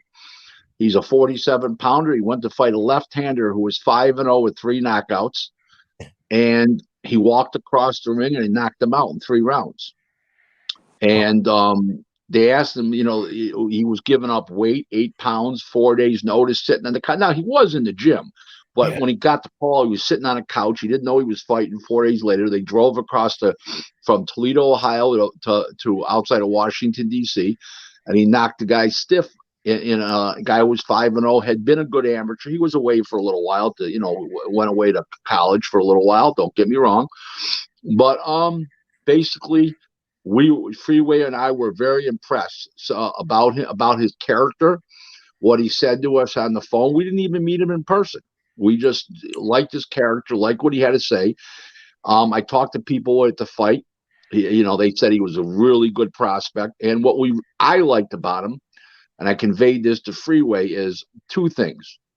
That he literally has balls down to his ankles. You don't have to push this guy into a fight. This guy's fighting. Okay? That's one thing. And the second thing we liked is very rare, and Kay and I, you'll agree, he's a left-handed power puncher. He doesn't try to play slick boxer. He walks across the ring to tear off heads and shit necks, and that's his mentality. And he's young. He's 22 or 23 years old. He's got a really, really good personality. And I think once he gets a couple more wins, we're going to put him on TV. And I think America will fall in love with the guy between his aggressiveness, power punching, and also his charisma that he's got. He's got he's super smart, super smart. Me and him did an interview the other day, and I usually take over the interviews, but this kid came in and he was just so clever that I backed up and let him have the show. He made a statement that he fought some guy was 300 in amateur fights, and when they told him the guy had 300 amateur fights, he said, "Well, I ain't gonna be fighting but one of them." Yeah, that's smart. What about that other guy? I know it's another guy, Rick. Yeah. Man, he loved that guy. His name Austin. What's his name? Austin, Pretty Boy Austin or something? Austin Trout. No, you talking about Kid Austin. Kid Austin. There you go. Yeah, I got a lot of hope for Kid Austin. I've been working with them for about him and his dad for about a year now. Okay. And he looks promising. Kid has a lot of flair, a lot of style. We still developing him as well. But he's not signed to Team Freeway. Oh, he isn't? No. He's not signed to Team. He wasn't counted in the 6. That's a whole nother ordeal. Right. Okay. He was signed to Rick personally before Team Freeway was even formed. Oh. So he's been with a year. Team Freeway was just formed recently. That's what the difference is. But he's not signed to Team Freeway, but he's still involved with Freeway. We got a kid out of Detroit though. Oh yeah, what's his name? Eric. Eric who? No, he wouldn't know him. He spends more time in Denver. He probably do know him because he trains over there at Tony's gym. Eric who? Eric Kishore. Sure. I have to see my face. His dad name is Prince. Okay. Yeah, if I see my face. Well, he's from Detroit, but he trains most of the time in Denver. Oh, okay. Yeah, he's 3-0. He's 154 pounder. No, Oh, 160 pounder. I'm so 60. I'm sorry. okay. Now, you guys are a collaboration, not a partnership, right? Correct. Then what that means is that Freeway owns the business in its entirety, and I work in association with him to facilitate his presence and his powers in the professional boxing business. This way, if I had cancer once, and if I pass on, I want people to recognize that it's Freeway's business, that it's not mine, and I don't want people not signing up. Oh, Rick Glaser's dead, and it's up. So I want Freeway to forge his own reputation in the professional boxing business, and I want it that way. I think Freeway deserves that, and that's why we set it up this way. Because I don't have cancer right now, but it could come back, and I just I want him to have his own business. I don't want to I don't want to be a tagline and have Freeway be crippled with that fact, that Rick's not with him anymore. It's different now. No, I want Freeway to build his own business with my assistance, and that's why it's a collaboration rather than a co-venture. That's some good stuff, boy. You got Freeway Rick Ross back. Yeah, exactly. No, Oh, with the day that me and Rick met, man, it was like I mean, I met somebody like myself, and I could not, I still can't believe, how closely our personalities are. I can listen to Rick all night long, and he can tell those stories all night too. You did it. And my wife questioned your sanity. Right? The first, you guys got to hear a great story. The first time I was talking to Rick, but I was talking with Rick.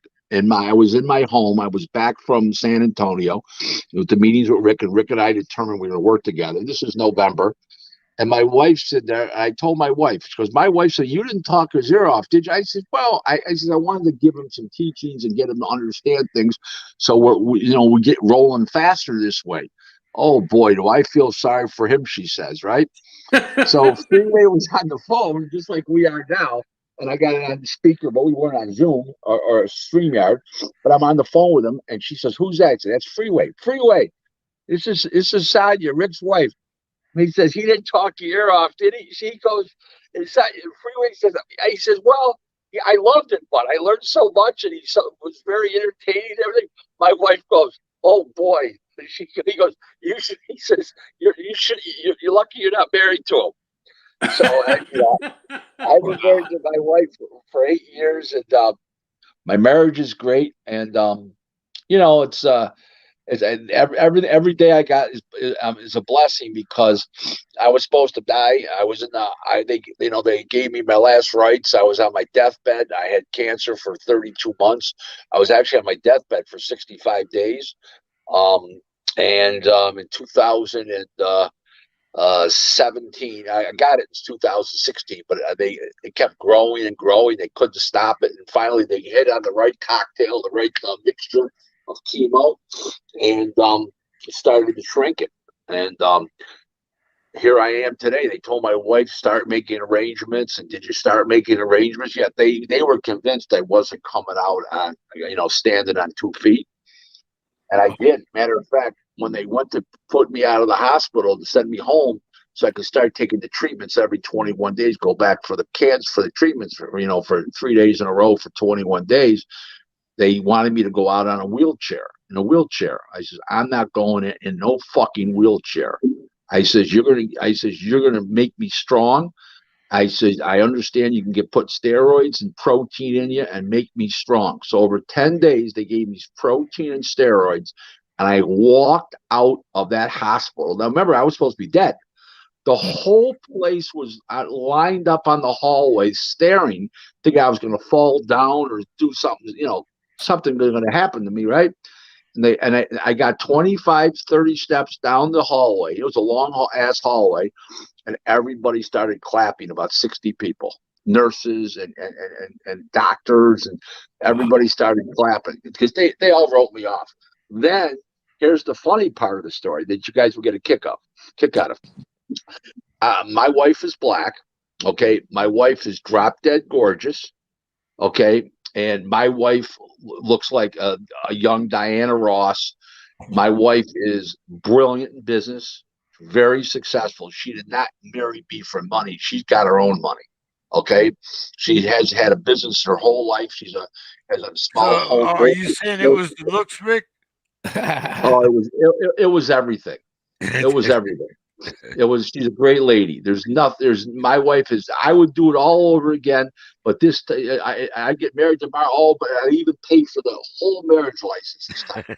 So anyway, so what happened was we had to go back to see the doctor the following week. Okay, to set up this thing, the schedule and stuff like that. So it's a state law that you have to go back and do this. Okay, it's part of the whole thing. So we had to go back. So he was waiting. He was in with some client in their hospital room. They guided us into his office. They told us to take a seat, and he'll be right in. He comes in, and he had gotten my wife so upset that I was going to die. And my wife says he's not going to die. You don't know my husband. He can be such a rotten guy that he'll kill the cancer. Well, anyways, he comes rolling in. He comes rolling in, and he sees my wife, and he throws his hands up in the air. And he goes, "I've never been so happy to be wrong."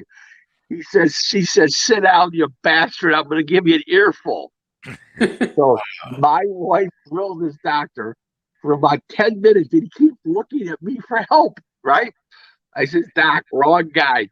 I says, "You got a lot of punishment to endure here after what you told my wife I was going to die." You kept asking her, "Did you start making arrangements? Did you start making arrangements and all that stuff?" And she told you I was going to live. She goes, "I've never seen it like this. Nobody has ever gotten this far and lived." He says, "In my career of doing this for over 32 years." I says, that's your business. But I'm telling you that you should have listened to my wife. My wife was drilling him for 10 minutes. So guess what? It was all over and said, done. Guess what he turns and says to her? What? He says, "Are you finished abusing me?" That's what the doctor said to my wife. So fire away. Come on, Yeah, Kate. K9, Fire away. with Rick, one of the things that I really admire about Rick is his mind. Rick can remember everything that ever happened. He can remember punches. He remember we were sitting in the hotel room and the fighters was coming through, right? No, you mean not the hotel room. You mean the lobby. Where the lobby, yeah. The lobby of the hotel, or whatever you call it.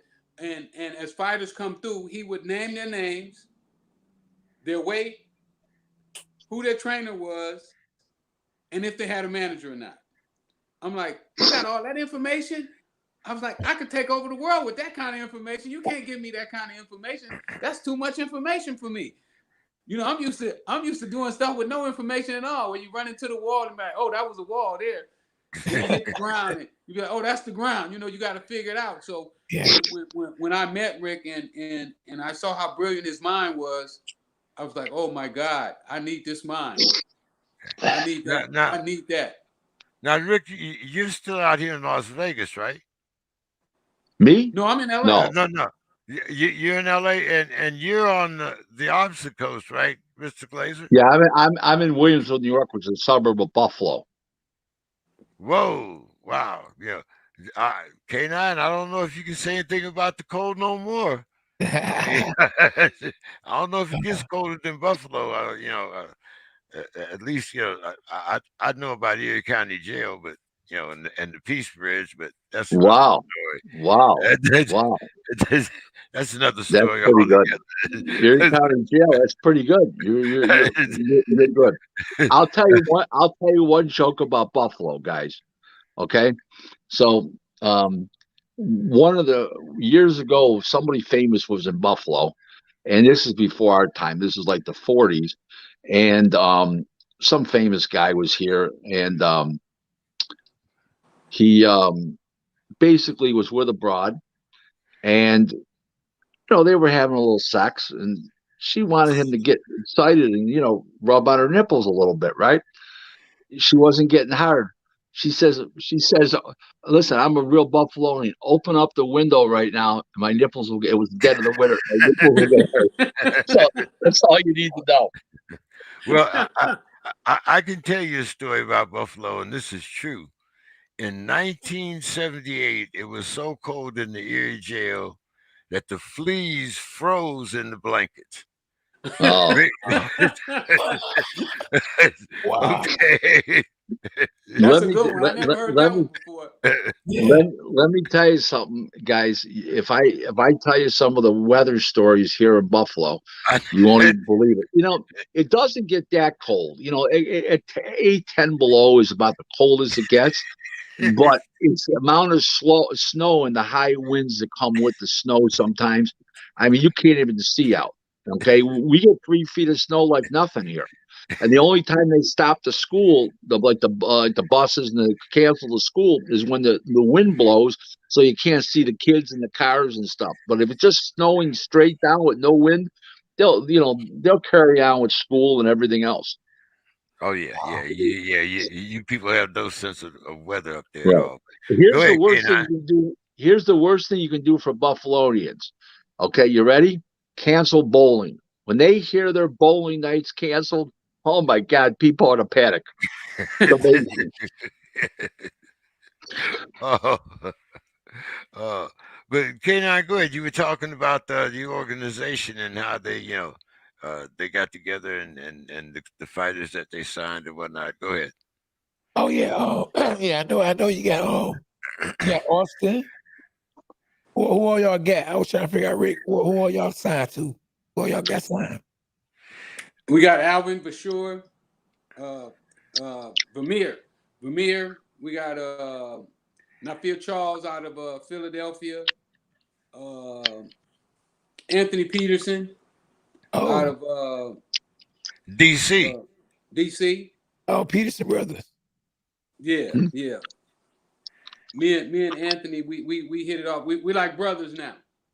Oh, We talk because the way I'm doing my boxers is they family to me now. yeah. So I got all of them reading books. They all read my 3 favorite books because this is gonna be bigger than boxing. They gotta have a life after boxing. When boxing is over, we don't want these guys to be like so many other fighters that they're fighting until one of the things that I hate that I see on boxing right now. You see a guy used to be a world champ, and here he is, 45 years old, and they got him fighting against a young lion, and this guy's beating him all over the ring. Give up I the don't want to. list, Rick. Come on now. It's only three. Give up the list. Spread that knowledge. Huh? I didn't name all of them, didn't I? Nafir Charles, Anthony Peterson, No. Eric. The books. The The three books, the books you 3 wanted them books, to Rick. read. The books. Oh, they're not gonna read them no way. I tell people about them books all the time. They don't read them. Think and Grow Ah, Rich, okay. As a Man Think or As a Woman Think, and The Richest Man in Babylon. Those Yeah. those those are my books. Those are my secret weapons. Those are the books while I was in prison that really. I was just gonna Uh, say that because that's when I read them too. I was just gonna say that. you read those 3 books? Well, the last one hadn't been written yet, but Think and Grow Rich and the other ones, yeah. All 3 of those books they've been around forever.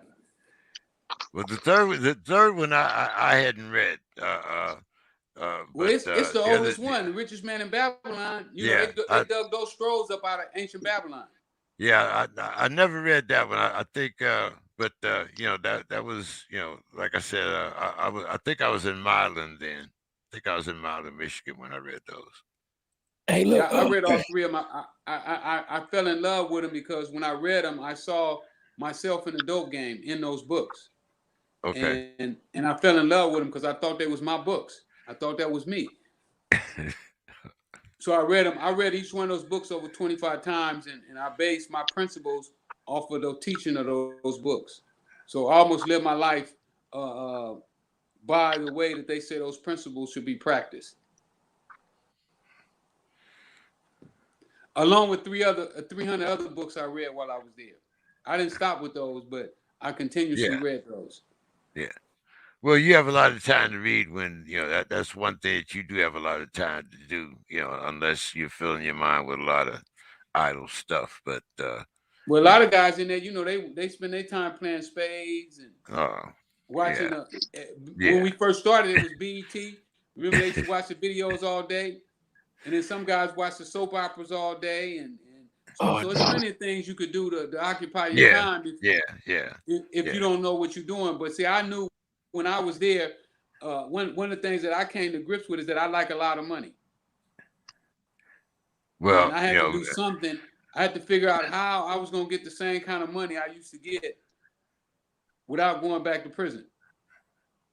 I definitely understand that. When they passed the 3-strike law, I already had 4, so I had to find something else to do. Go ahead, K9, man. I'm taking over the conversation. Go ahead. oh, you good. I like You what you were saying, Rick. I like when you said you were for the fighter. You said, when a fighter gets older, you get beat up by Okay, now older. man, you done hung out a few times. Yeah, absolutely. Absolutely. I want What you say? You like the way what you say? The way I like the fighter. how you care about the fighter. You want the fighter to be able to do something at the end of his career. Absolutely. I mean, just like me and you like brothers now. Yes. That's right. If I call you and ask you for something, you always try to help me with it, and vice versa. That's right. Me and you was talking during the pandemic. Yep, it was. You're right. That's when you hooked me up with Bob Aaron. Remember, you called and put Bob Aaron on the phone with me. You said, "Oh, you want to meet Bob Aaron? I put you on the phone with Bob Aaron."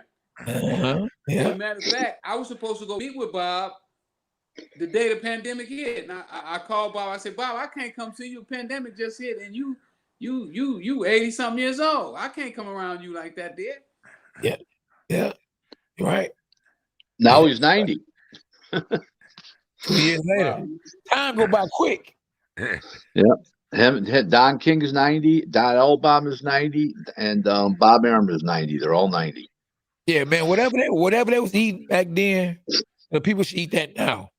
Because people not living to see 90 years old. Well, you know what they say, K9? They say when you got money, you live longer.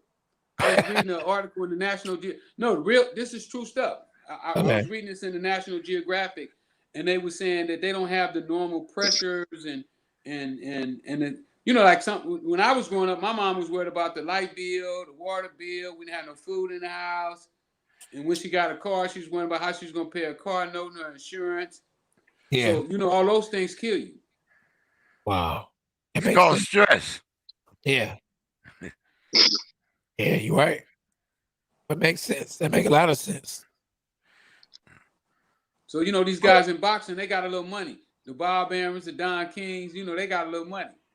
Yeah, that's true. That's true. Yeah, yeah. But I just can't. I want to try my hand in this thing, man. Yeah. I needed a new challenge. That's right. Because Mayweather. Did you say you tried to get in there with Mayweather, but Mayweather wouldn't let you, or something you were saying? Well, Floyd picked me up when I got out the halfway house. Okay. Yeah. And I thought that he saw me like I see Rick Glaser. Rick Glaser sees my true value. Okay. He really respects my mind and my value. And I thought that Floyd saw that, but later on I learned that he didn't. That what he was doing was just a ploy to get at this rapper. Oh. Wow. To take a shot at him, because him and the rapper was beefing. Remember, him and 50 Cent was tight at that time. Him and 50 Cent was both beefing with the rapper. Yeah. So I just became, I don't know what you call it in a little game. But I'm somebody you don't play with. Right. A decoy. It's a decoy. Yeah, but I'm bigger than that. And then another time he made a saying is that you don't take nobody to the plug. So then I said, you know what? I'm gonna become the plug. So I'm kind of motivated by that, and also by Don King too. Don King motivated me as well. We was at Caesar's Palace one time, and all the D boys from LA was at this big old table in Caesar's Palace. Right, we had the whole table.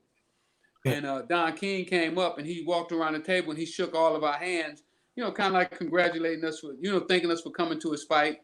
And when I was sitting in prison writing my book, I thought about what would have happened if I would have told Don King I had $3 million cash sitting in the safe in LA and that I was willing to give it to him. And when I was sitting in prison, I said, you know what, if I would have did that, I probably would have been the best boxer, promoter, manager that ever was. Or you'd have still been sitting in prison. No, I never would have went to prison. Because I never would have got caught for selling drugs. I had $3 million and had never been in a police car. Right, because Freeway's right. It was in '87 that he met with King. He saw King, and then he didn't get indicted till '91. So that's a long time in between. That's 4 years. I don't know. What do you think, K9? You went through one of them Don King contracts. Yeah.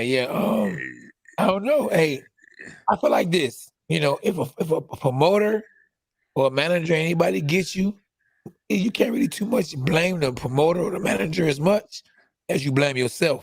As a fighter, a lot of fighters don't read the contracts. And, I read my contract, and I made sure that my contract said what it said. Like, I always have a way in and a way out. So when I was with Don King, after my 9 months was up, if he didn't give me a certain amount of fights, then my contract was defaulted. So I was able to, get out the contract. A lot of them other guys, man, they be so desperate. A guy told me the other day, he said he didn't read the contract. So he signed whatever the man had in the contract because he didn't read it. So you can't even tell me what's in the contract. He can put anything in the contract if you don't know what it is. You're right. And sometimes those guys do be desperate. They just want to get on. They just sign up. Exactly. But that's not what we want to do. What we want to do, all our contracts, we tell our lawyer to do all our contracts fair. Yeah. And we came up with a system, Rick and I, that we're going to be offering services to guys, not just a manager, not just promotion. You want me to explain it, Freeway? Yeah, explain it to him, Rick. Rick can explain it. Okay, so we're gonna have different types of agreements for different fighters. So if you don't have a promoter and you have a manager, we're gonna sign you to a promotional. We'll guarantee you the fights. If you don't have a manager, okay, or an advisor, we'll be your advisor. If you have a manager and they're screwing up, we'll come on as the advisor to shore things up. Then we have another deal. This is very new to boxing. Okay. We're going to have what do we call a supplemental services agreement, where where Freeway Boxing, Team Freeway Boxing will supply you with an attorney or any service of the above or all of them, an attorney, a PR guru that we have under retainer also besides the attorney. We have 2 social media specialists, and we have a diet technician. Okay, strength conditioning diet technician and nutritionalist that's located in LA. And because of Zoom today, he doesn't need to be with you. He can do it over Zoom with you. Okay. And you can take all those services and have them, or you only need a couple services. You pick and choose like a menu, and then you give us a percentage of your earnings for all that. But you don't have to pay anybody. You just pay us when you fight. So you got all our services, our lawyers. You don't get no legal bill for 15, 20,000. You don't do this. You don't have to do that. We supply you with all those services, and it's called a supplemental service agreement, where we don't render you any boxing advice. If you have a manager and an advisor, we stay in our lane, but we offer you all those services. And we've got a couple fighters. Maverick Freeway is going to be jetting off somewhere in the next, probably as soon as next week, as late as next week, maybe even this week. We're going to be talking to a major fighter, and we're going to be talking to that major fighter about coming out with us. And so he's got a manager, he's got a promoter, but He doesn't have a lawyer. He doesn't have a strength and conditioning coach. He doesn't have people on social media. And also, as part of this deal, Rick's got 260 some thousand followers on Instagram, and you get that social media push from Rick himself, and you get it from the two social media specialists we have and the PR person. So the PR person is very well known and respected. Mario Serrano Communications. The lawyer is very well respected in Miami, very well respected. So, and everybody, the conditioning guy, he in LA, the conditioning guru, and he was Floyd's conditioning guru for a while. So we have a whole complete team, and it depends on how many services you want, how big you are, what percentage we would get, but it shores up everything you're doing, and it gives you a complete package in this day and age, and how things are conducted today between the media and social media, attorneys, and everything involved. Yeah, well, we want to be well rounded, like our fighters. Right. We want our fighters to be well rounded, and we want our business to be well rounded. Mm-hmm. We don't want to just be a one horse pony. We want to have multiple lanes that we can assist guys in, and I mean, it's gonna be hard for somebody to miss us, because K9, when you were saying about Al Heyman getting Floyd that big money, but Floyd had 26 million or 30 million followers, so that played a big part in it, and I don't think Al helped with that, because none of the other guys on his roster have that kind of a draw. That's true. It was easy for Al to get that money for Floyd, because Floyd already had a reputation. Well, he had Floyd learned how to play the internet. I mean, that's why he picked me up. That's why he did what he did with me. I didn't understand at the time. He had 3 or 4 cameras out, and he blocked off Hollywood Boulevard, and he had 2 brand new cars. It was the first time anybody had saw that hammerhead Rolls Royce with the stars in the top of it. That thing was brand new, and when he shot that video, that video did 1 million views in almost no time. Mm-hmm. So that wasn't Al Heyman doing that. That was Floyd Mayweather using his marketing skills. I mean, when you look at what Jake Paul's doing to boxing right now. Right. I mean, this guy's been fighting how long? 3 or 4 years. Right. And he's making more money in boxing than almost everybody in boxing. That's true. 40 million. Except Canelo and Tyson Fury. Yeah. But and Joshua, there's like 3 guys that are bigger than him, money wise. Yeah. He said bigger than almost all of them. That ain't bad. Right. In the 4th place. Right. Exactly. No amateur record. Hey, no amateur experience. Wow. Unbelievable. Social media. Yeah, and if these guys don't learn how to play the social media game, they're just gonna be mediocre fighters. And that's why I believe that Terrence Crawford can't get the fight with Earl Spence, because the notoriety is not there. Nobody's gonna pay the kind of money to go see that fight. You gotta have where everybody wants to see that they want to see the fights. Rick was talking about that earlier, when you have these guys who are not pay-per-view fighters wanting to be pay-per-view fighters. Well, nobody's gonna come watch you. Nobody know who you are. You walk down the street, nobody wants to take a picture with you. Right. And I've been with a lot of these guys, and I done took pictures with them and didn't even know who they were. They came up to me and asked me for a picture. I take the picture. I don't know who the guy was. And then somebody say, "Oh, he's a world champ." Yeah. They got that real bad right now. I don't think fighters are being promoted right. They're not getting no PR. I mean, and that's one of the reasons why we're going with this supplemental services agreement. That's the answer right there, which you just said. Yeah. We're going to do all that kind of stuff. We're going to supply them with a lawyer. We're going to be, then listen, if they get in an argument with their manager, or they're estranged from their manager, and the manager and the fighter want us to step in and advise them, or go to the fight, or whatever, or sort things out, we'll do that too. We're just going to supply a lot of services to people, because between Rick's personality and gumption and mine too. I think that it'll be good. It'll be good. And it'll be something that Rick can carry on after if I'm not around anymore, I pass on or something like that. So it's all good. Working together works. And Rick and Freeway and I have a fantastic relationship. We've had a little confusion on some of the podcasts because a couple of the guys didn't call Freeway, they called him Rick. And they called me Rick, and then we don't know who's answering. So I told the guy to stop. That's Freeway, and I'm Rick. Don't call him Rick and me Rick.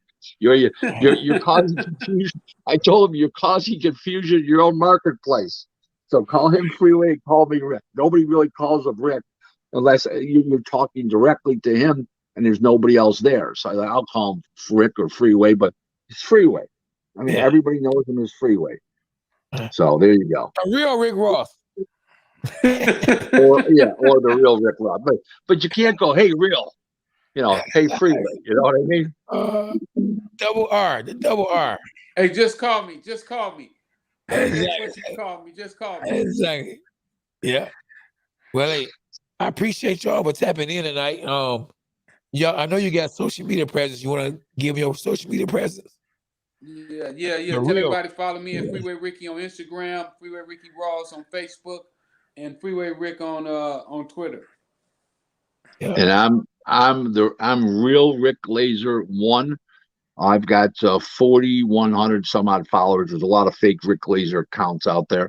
And on Instagram, I am RickGlaser.1. So there you go. And go Team Freeway. Go Team Freeway. Yeah.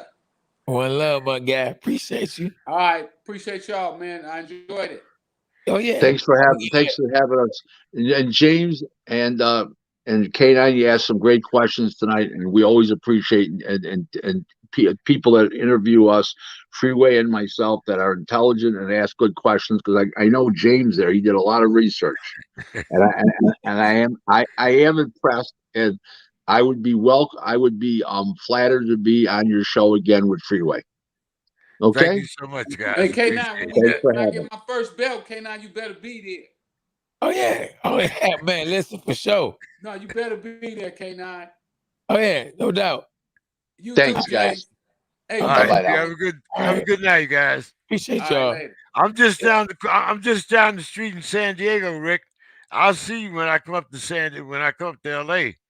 All right, hit me up. Let's go get something to eat one day. Hey man, I'm vegan. I'm down with the vegan, so no problem. One love. One love, my guy. All right, cheers. Hey man, great guest tonight. We'll have the young man and his trainer back on next week. Yeah. I'm trying to see if I can set up another interview with another up and comer. So hey man, kind of like that hoodie you got on back there, man. I got you, bro. I got you. I got somebody's face, Carl. But hey, man, the next show we have, man, I'll be 3/4 of a century, man. 75, man. And that's when? What day? What day? Next Tuesday? No, I turn 75 Friday. So we have our next show. I'll be 3/4 of a century old. Okay, so I'll hit you up Friday. All right, brother. Hey, I'll be down there in Las Vegas. I'm gonna try to go see that Thurman fight. And the Pro Bowl, of course, is Sunday, so it's a big weekend in Las Vegas. Yeah. So it's a good time to be down there. But hey, man, stay warm up there, man. I heard it's coming. I heard it's coming that way, man. Yeah. Hey, listen, man, it's about to come through.